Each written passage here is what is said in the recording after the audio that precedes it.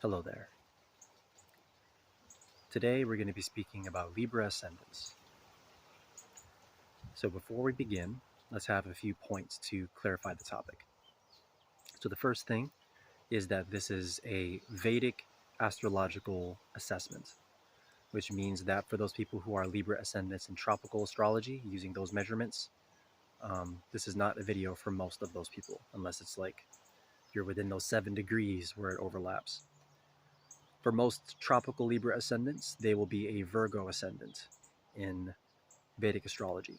And a lot of Scorpio ascendants in tropical astrology are actually Libra ascendants. So keep in mind, this is a Libra ascendant video using the Vedic mathematical calculations. And another thing to keep in mind is that this is a foundational reading for Libra ascendants, which means that there are certain placements which can enhance or detract from some of the characteristics which we're describing. But this is the kind of foundational essence of the Libra ascendant energy and the way that their chart is set up with their 12 houses. So, with that said, let's get right into it. Libra ascendants are ruled by Venus. Venus, being the first lord, indicates that they are pleasure loving. They like to feel good. So Venus rules 2 signs, Taurus and Libra. The Taurus energy likes to feel good with various sensual pleasures. So you can see good food, fine clothing, just physical sensations in the body that they gravitate towards the most. When it comes to Libra ascendants, the Venusian energy tends to express itself in a sort of social energy which feels good, which means that when it comes to their relationships, their interactions with other people, they want those things to feel very pleasurable. You could say that Libra ascendants prioritize feeling liked and likable, and this in many ways becomes a superpower for them. One such example of the way that that superpower can manifest itself is in what I call innocence magic. And innocence magic is really quite something to behold. If you are a Libra ascendant or if you've known a few of them, you can see this at work. And this is that, so say for example, like they get pulled over by a police officer. And the Libra ascendant, they're just like, oh, officer, I didn't even realize I was speeding. And they give them the license and registration, everything like that. The officer oftentimes will like feel some type of resonance and they'd be like, oh, you innocent Libra ascendant, you just go on, I won't give you a ticket today. And it's not to say that they'll like never get in trouble, but this is a power which they can very much use to their advantage and can kind of often be active even without them being super conscious of it. Essentially, other people perceive them with a type of favor almost automatically. So again, there are certain placements which can spice this up a little bit. If they got Mars in the ascendant or certain aspects of certain houses and things like that, or certain planets in certain places, it can spice things up, But generally speaking, we see Libras are very, very well liked. They're able to garner favor from other people. They're able to garner support from other people. So, this allows them to facilitate what is kind of often perceived as their role as sort of being like a diplomat. All right, because Libra has to do with creating harmony in social situations. So diplomats, generally speaking, have to be likable. If someone is trying to be a diplomat and resolve a dispute between 2 individuals or 2 parties or 2 groups or organizations, if none of them like the diplomat, it's going to be hard for that person to sort of play that role and to bridge that gap. All right. So you see here, this is a way that the superpower kind of supports this ability that they have, this role which they often find themselves playing, which allows them to smooth things over, conflicts. So Libra ascendants absolutely love social dynamics. They love forming one-on-one connections.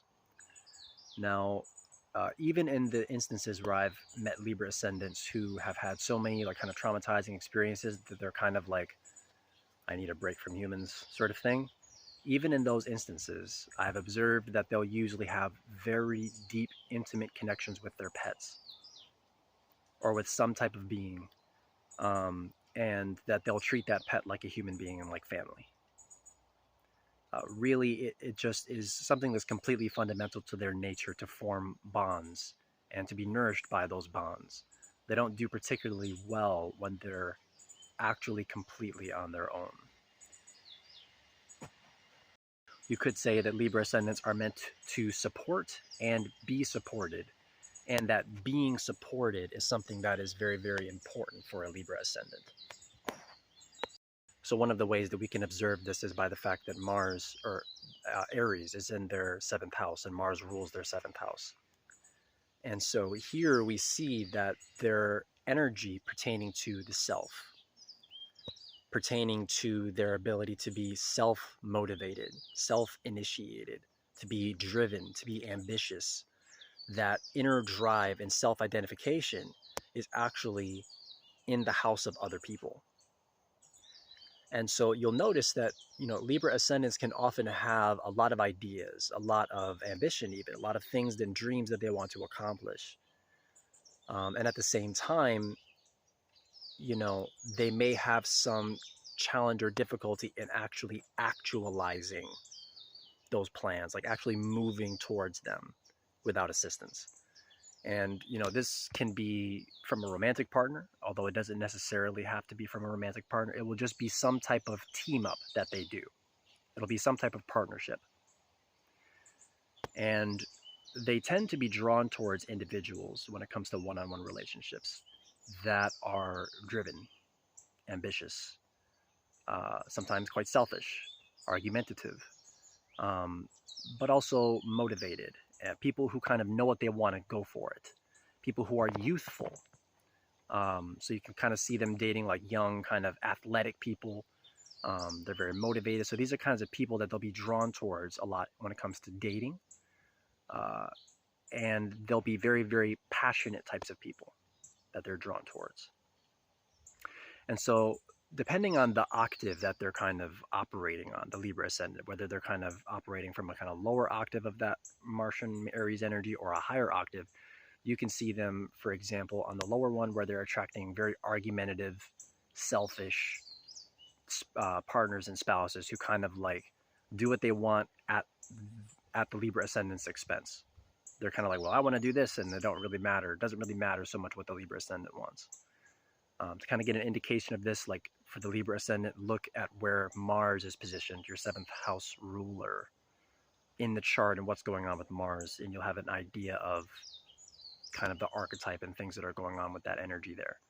So the higher octave of it is attracting someone who is motivated, driven, passionate, brave, someone who is willing to fight on behalf of the Libra ascendant. So like, for example, a silly example might be, it's kind of like a meme or a trope kind of thing, but like say the Libra ascendant orders something and then the person gets the order wrong, their partner will be like, hey, you got this order wrong, I want you to fix it. You know what I mean? Like, so they're kind of acting on behalf of the Libra ascendant.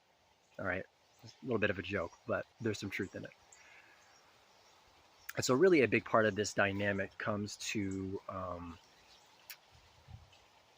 down to this kind of supporting the Libra ascendant with initiating their own desires. The Libra ascendant will have all these ideas, all these things they want to do, and the partner can kind of provide this ignition to go about doing it. Another way to look at it is that Aries, in terms of the 12 zodiac signs, is kind of like, it's the first one, right? So it's the one that plows ahead, the ram. It kind of plows ahead and forges the way. Okay? And so essentially, like, the Libra ascendant may have some desires, and they'll be drawn towards a partner who can move in the direction of accomplishing the desires that they want to achieve in life, that the Libra ascendant wants to achieve in life. And the Libra can kind of partner with them and sort of follow or ride in the wake of that pioneering partner.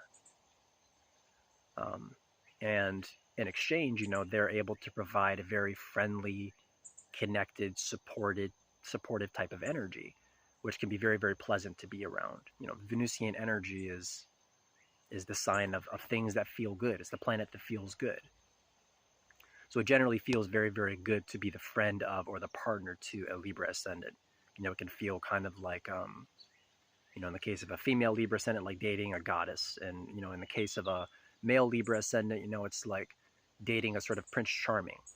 And there's an innocence to them as well with that. So it's really quite lovely to experience energetically. Now, for a Libra ascendant, their source of power is going to have a lot to do with their assets. It's going to be a place where they're able to derive a lot of strength from. You see, the place where Scorpio sits in the chart is a place where we're able to have a sort of primal power. And the more that we're able to accumulate primal power in that area, or kind of accumulate whatever significance that house that Scorpio is sitting in has, the more inner secret power that a person has. So for Libra ascendants, the thing that they want to have on a deep kind of primal level, that thing that they need and crave and hunger for, is going to be wealth. It's going to be assets. And the things pertaining to the second house. So here, it's very interesting because it can be a little bit, it's not super straightforward for Libra ascendants to make wealth, interestingly, because you have Taurus, which naturally belongs in the second house, which is that sort of prosperity energy where the wealth resides. That's actually in their 8th house of joint assets and other people's money.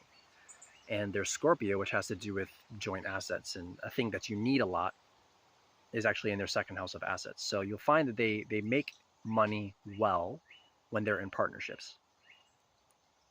Now, actually creating a stable business relationship can be challenging because Aries is in their 7th house. So that's something that's important to keep in mind.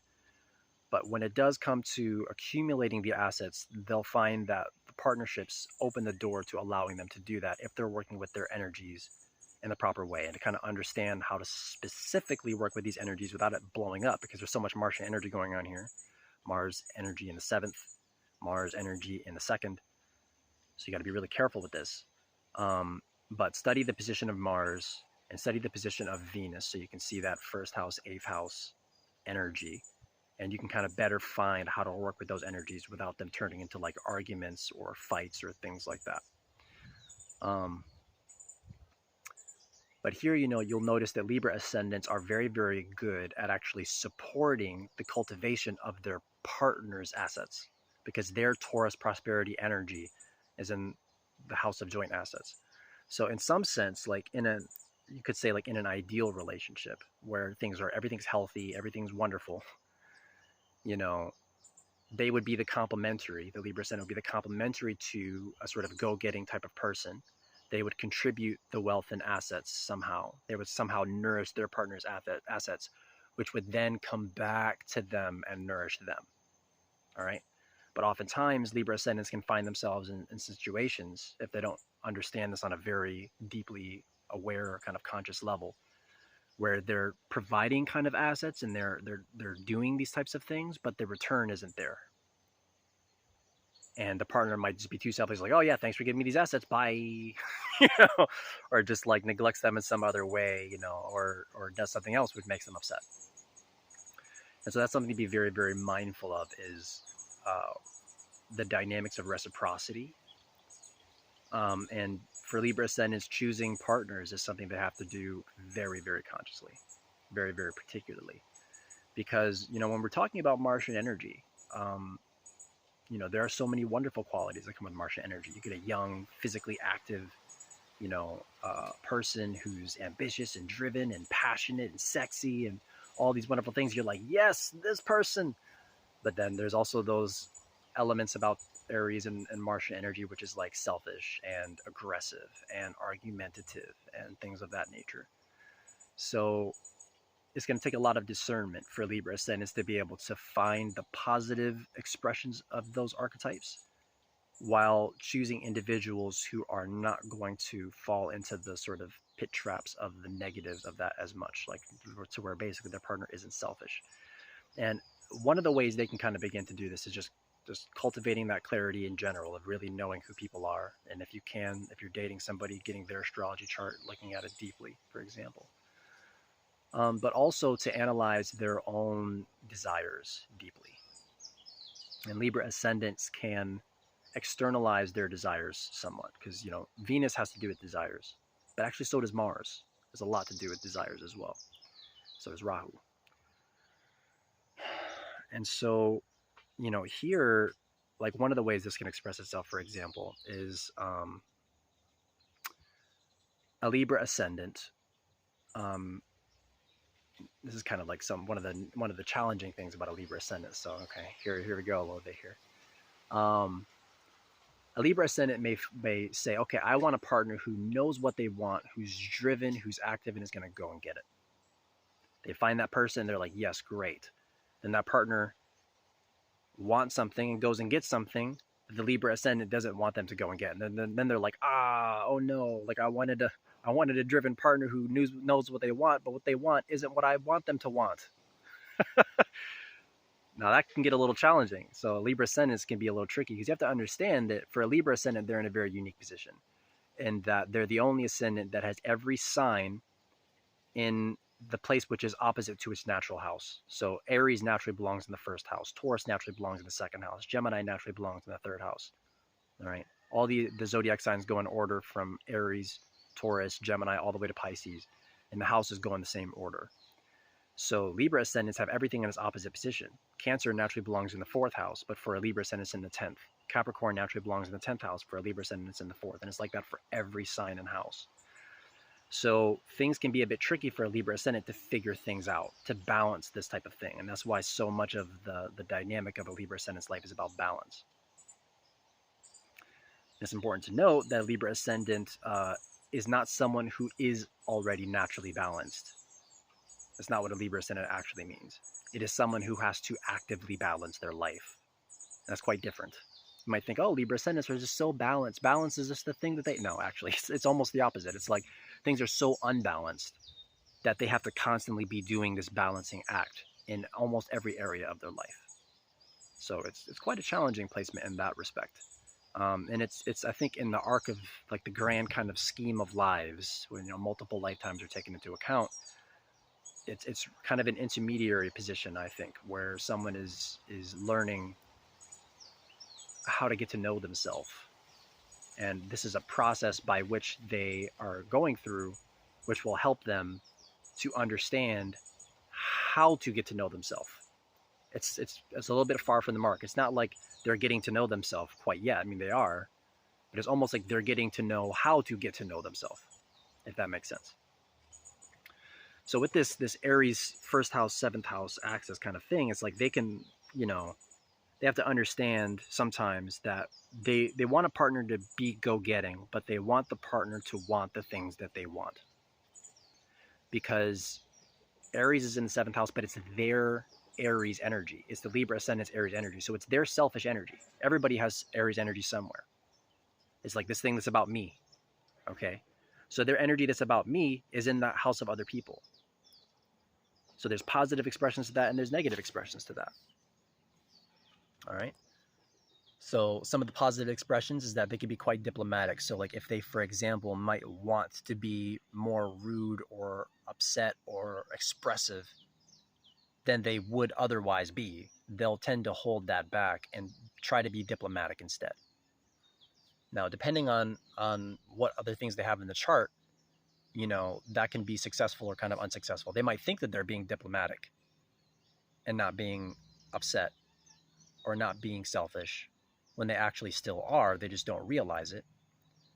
Or they can actually be very self-sacrificing, very diplomatic, really kind of holding back some of their outbursts and some of their intense, passionate feelings for the sake of harmonizing things with other people.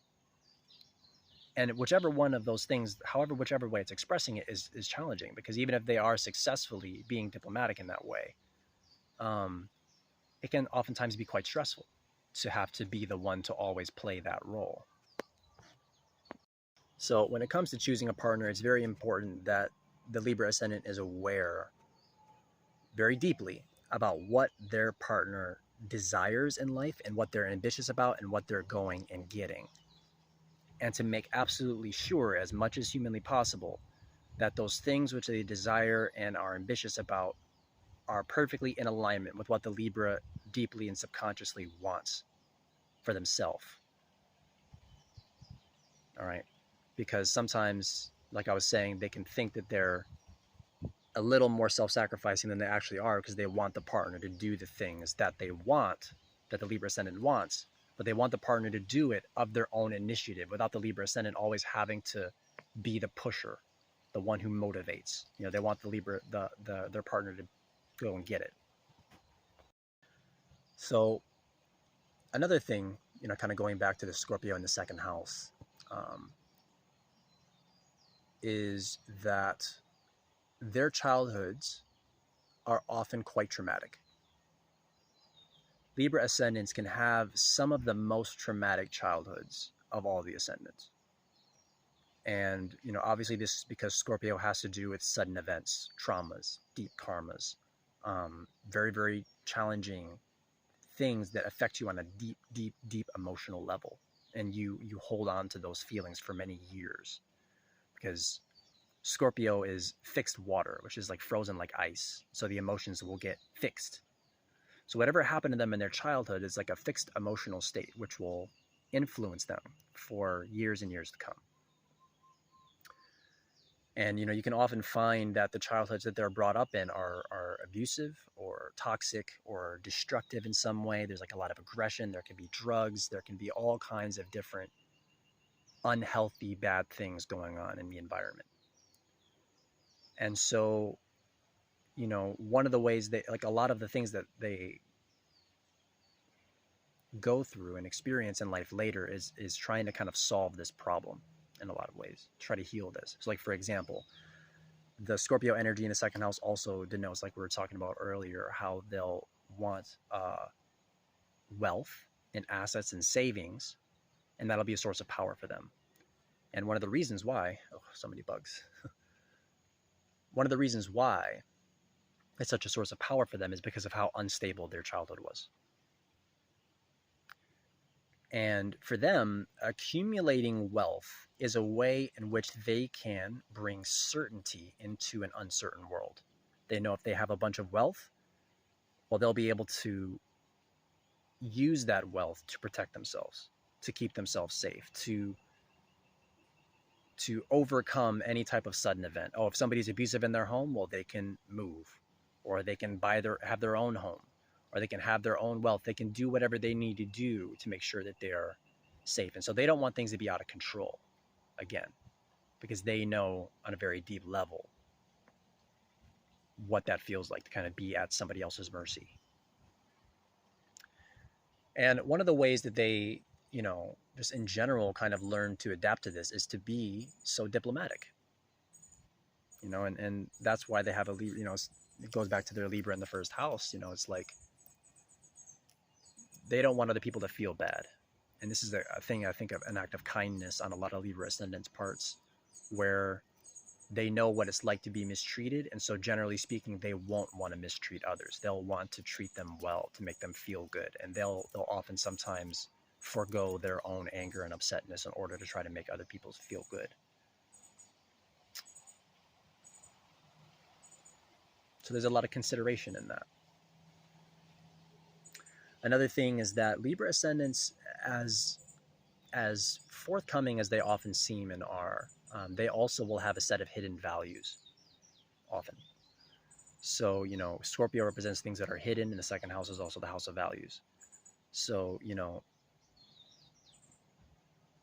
in many ways, their personality can be an open book, but at the same time, they'll have deep things inside of them pertaining to things that that value to them, that matter to them, things pertaining to their past that they'll sometimes keep secret.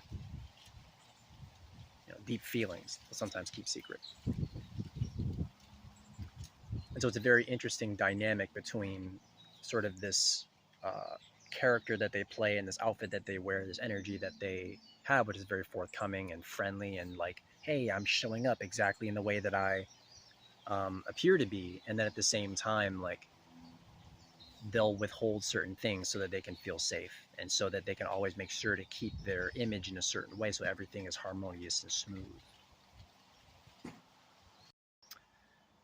And, you know, one of the, I mean, there's so many benefits to this, like for the fact that they make good diplomats and that they're so fun to be around because they're so diplomatic and charming.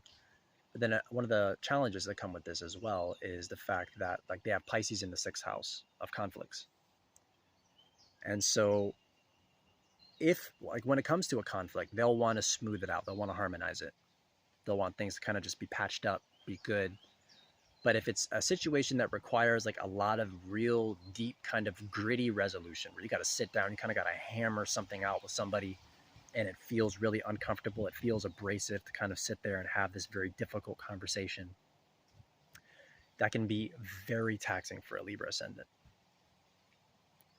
It can be so taxing and so difficult because of the traumatic childhood and past that they have, that they may very well simply try to escape from it. Pisces in the sixth house. You know, they may try to flee from it in some way, or, you know, in some cases, depending on what other planets they've got, they may just cast blame on the other person and not sort of take responsibility for certain things that they're doing. They'll try to push whatever that conflict is away, and they're like, you're creating this conflict, why would you do that when I'm so diplomatic and reasonable? And that the other person might be like, I'm not trying to create a conflict, I'm trying to resolve an issue.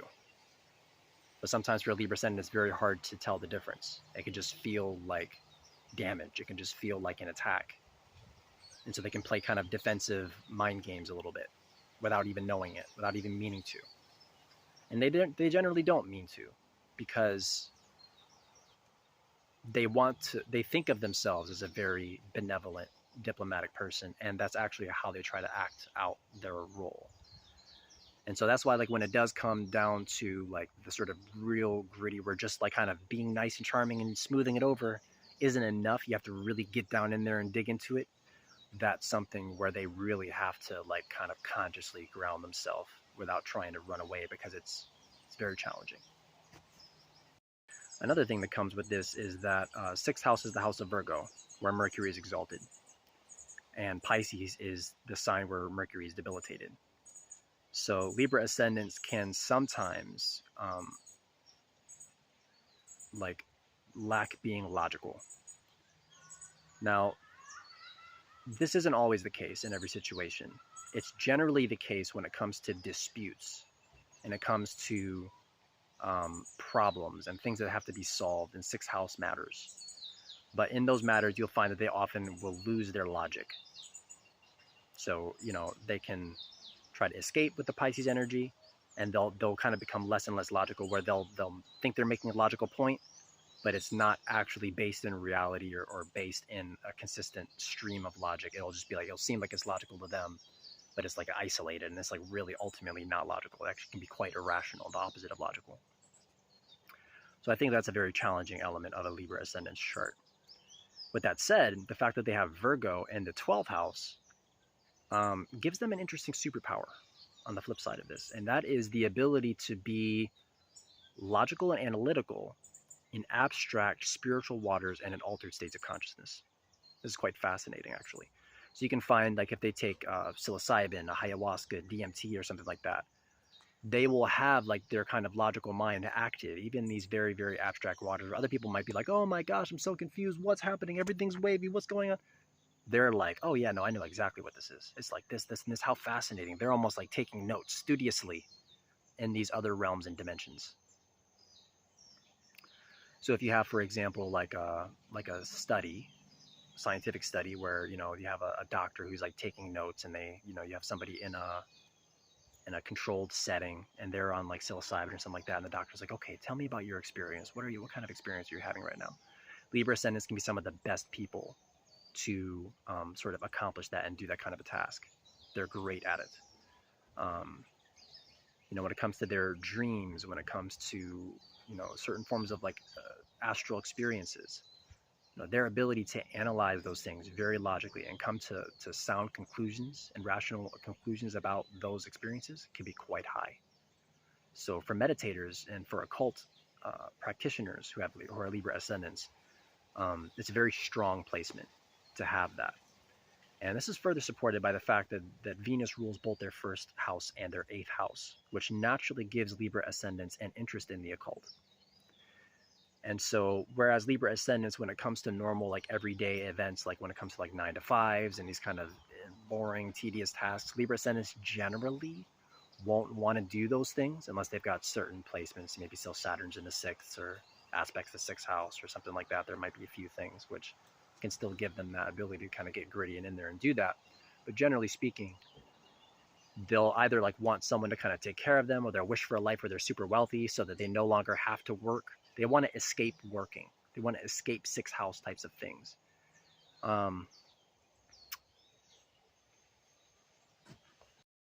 But on the beneficial side of that energy is the fact that they can do spiritual things throughout their day quite effortlessly. So, if they find something that they're very inclined to when it comes to a certain type of spiritual practice or just way of being, they can kind of just be spiritual throughout the day very, very well. But if you try to structure them too much, it's like you got to be up at this time, you got to do this, you got to do that, you got to do this, do that, have a checklist all the time. It can really start to feel like they're drowning in tasks. But if you kind of give them free reign and there's no constraints when it comes to what their sort of tasks are, and they have some type of inspiration or dream or spiritual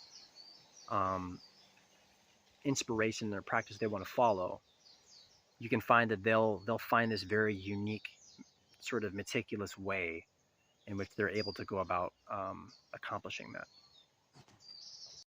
So Libra ascendants, they have Capricorn in the fourth house. And so this can make their relationship with the mother be a bit strained, a bit dry, a bit stern, strict, cold, or restricted. So they can find to have kind of disciplinarian mothers who are harsh in some way, but at the same time, the mothers will generally kind of, whether purposefully or unintentionally, kind of convey sort of the harshness of the world to their children and allow them to kind of become mature through that. Like they'll be able to handle life through that, overcoming that harshness. Now, it's not a fun placement to have.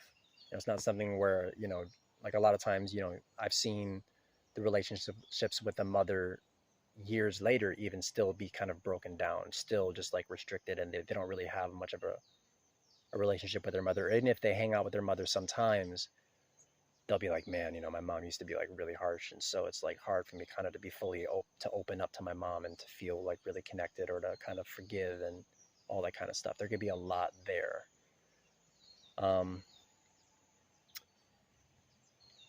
And at the same time, this experience also leads to Libra ascendants generally being quite strict when it comes to their own home environment. So they'll often have rules or laws about the home that they expect other people to follow. And it can be quite a big problem if you don't follow those rules, whatever they are. It might be you just need to wash your dishes as soon as you make a dish. You can't leave it there for more than 10 minutes. It could be any kind of rule, but they'll kind of lay down the law and they'll be very strict about how they want their home to be run.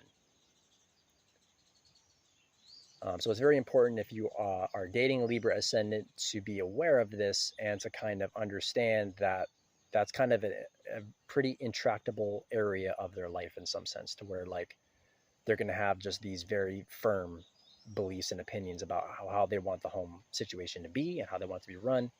And you've kind of got to go along with it. And at the same time, Libra ascendant is very important for those people who have this placement to understand how harsh that can feel and how constricting or restricting that can feel to other people.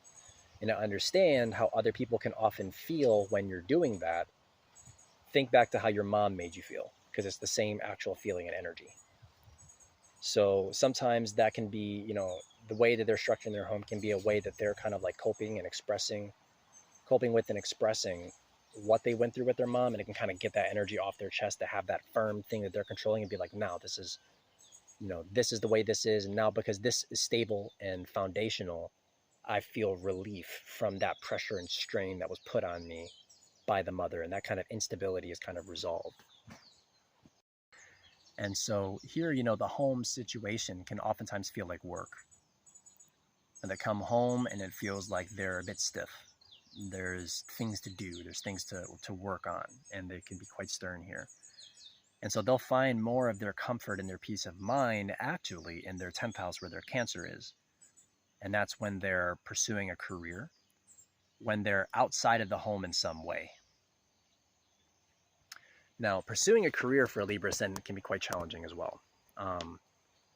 Although there's wonderful things about having Cancer in the 10th house too. Like, for example, their reputation is generally quite good in society. People will tend to take their side and favor them. This is also supported by their Libra Ascendant. It's also supported by their Leo in the 11th house. Their Cancer in the 10th house generally makes people perceive them as a loving, caring, good-hearted person. And so society can really, really come to the aid, like collective groups, the network circle, the community can really rally to the support of Libra Ascendants. So one of the challenging elements about it is that it'll be hard for them to generally stick to like one career for their whole life. It's not really their best forte because the moon waxes and wanes.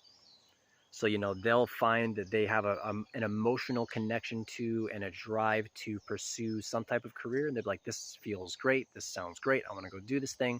They'll do it for a while. And then their interest will wane. And they'll be like, you know what? This doesn't feel good anymore. I don't want to do this. It's kind of like when you get into a comfy spot in bed and you're like, this feels great. This is the best spot to lay in ever. This best position. And then after a while, though, half hour, however long, you're like, this is uncomfortable now. I got to move to another position. Even though it was like the best position a while ago. And so that's kind of how they'll be with their careers. So for them, it's really, really good to kind of, if they are going to go the career route, it's really good for them to do something that they're emotionally attached to, that has an emotional and sentimental significance for them. So say, for example, because of what they went through in childhood, they really, from a young age, really wanted to take care of young people. So they go into becoming a social service worker of some sort. That's one way to go about doing it. So jobs that pertain to caring for people, nurturing people. So that could be food-related jobs are really good for them. Careers where you're nurturing and feeding people. Like kind of hospice type care. So where you're like taking care of elderly people or just taking care of children, things like that can be supported as well, where you're just like nurturing and providing comfort to people, like a therapist, counselor, those kinds of things you can see. Another thing is that careers that allow them to emotionally connect with their target audience in some ways. Like, for example, an actor or a social media influencer who's able to form an emotional connection through their work can be seen through that. So like an actor, for example, or an actress who's such a great actress or actor that people get like emotionally connected to that person. They're like, wow, this person, I just really feel what they're going through on the screen. That kind of thing you can see really well supported.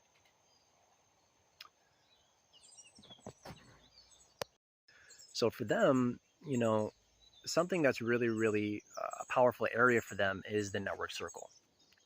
So when they join a community or an organization of some sort, you'll find that they can kind of become the MVP quite easily, the favorite, the star. This is because Leo is in their 11th house. So if they're going to work at some type of what do they call those things? Like a charity or an activist organization, or even sometimes, like I've noticed, like jobs that treat their work like it's a community endeavor. It's not like a job where somebody's doing solo work or where everybody's just like a factory worker, but it's like, we're a team. It's a job where there's a team of some sort. The team is working together. It could be like a sales job where you got a team of people working together and they're going to produce a product. Okay. Whatever it is where there's a team, the Libra Ascendant can be the favorite of that team, the beloved one, the royal one. So this could be a great source of confidence for them. It could be a great source of success for them. Also, 11th house does have to do with social media and networking in that way. So they can become great social media influencers, absolutely beloved by their target audience. Um, this is something that can really, really nourish them. Now, at the same time, it is important to keep in mind that Sun and Venus are not actually necessarily friends, that Sun combusts Venus, which is their chart ruler. So it is important to see where Sun and Venus are in the chart and stuff like that, because sometimes they can actually still get burnt out of certain situations. You know, if they get too full of themselves in a certain way, and they might start losing that sort of diplomatic, Libra ascendant type of energy, where there's a certain kind of selflessness to that, a certain type of prioritizing other people and how they're feeling good, like making other people feel good. So if the selfishness starts to get too much with the Leo, they start to get too full of that energy, it can burn off some of the Venus qualities and cause them to actually become disliked. And then they'll have to go to a new community or new group or something like that. So as long as that's in balance, though, and they're able to kind of sort of not accidentally combust their own Venusian energy, then and kind of like not get too like dripping on the Leo energy, not too like, yes, this is now I am the, or not like misuse it in some way where they like had a dispute with somebody and then they're like, all right, I'm going to use the community against this person kind of thing. Then in those situations, even if it works out for them, which it often quite will work out for them when they try those things, eventually something will happen where it burns something and it'll come back in some way over time where they end up getting phased out of some type of group or community or losing some type of benefits which they otherwise would have had. But generally speaking, that's a very shiny placement to have, and it's something that can really help to build their confidence, which is something that's really good for them, especially because they spend so much time kind of needing other people. This is where they actually kind of can get a lot of that nourishment by being that favorite. So another thing about their dating, which we talked a lot about their 7th house, but their 5th house has Aquarius. And so they'll oftentimes, when it comes to dating, they'll really like to date people who have money, which is not a bad thing. I'm not saying anything bad about anybody for that, but just in general, they'll want to have somebody who has money, which is also supported by their Taurus being in the 8th house of joint assets, which is kind of the nourishment of the 7th house, that thing that's really intimately binds the relationship together. Wealth is really important to them. And also dating people who are well known, who are well networked, is really likable to them. Like someone who has a good friend group, they're well known and liked in their friend group. They're gregarious, well liked. People who have a sixth sense about how to flow in the world and how to succeed, how to accomplish one's hopes, dreams, and wishes. This is someone they can be romantically attracted to. Someone who kind of smells of success.